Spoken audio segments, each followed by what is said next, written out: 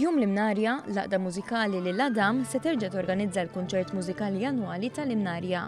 Iżda b'differenza minn snin preċedenti, din is-sena l-kunċert se jiċċelebra wkoll l-għeluq tal-Presidenza Maltija tal-Kunsill tal-Unjoni Ewropea, kif spjegalna s-Segretarju tal-għaqda mużikali lill-Adam, Navel Muscat.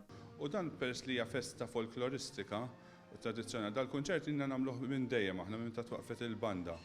U dis-sena għamilna suġġeriment lill-Uffiċċju tal-Presidenza u aċċettaw il-proposta tagħna li dal-kunċert ikun ukoll jagħmel parti miċ-ċelebrazzjonijiet kulturali tal-Presidenza Maltija tal-Kunsill tal-Ewropa. Il-kunċert se jsir bis-sem tal-banda mużikali lill-Adam u kantanti popolari bħal Debbie Sherry u Mark Tonna, flimkien ma' numru ta' żeffina.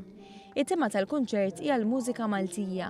Għaldaqstant fil-kunċert se jindaqqu għazz ta' siltiet mużikali Maltin, fosthom mir-rock opera ġensna u siltiet popolari oħrajn bħal Xemx.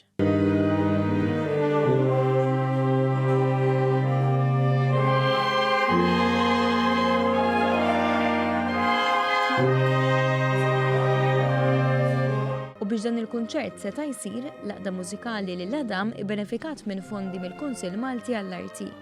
Il-kunċert tal-Imnarja se jsir nhar il-ħamis 29 ta' Ġunju fi Pjazza Saqqajja fir-Rabat. Kulħadd huwa mistieden li jattendi.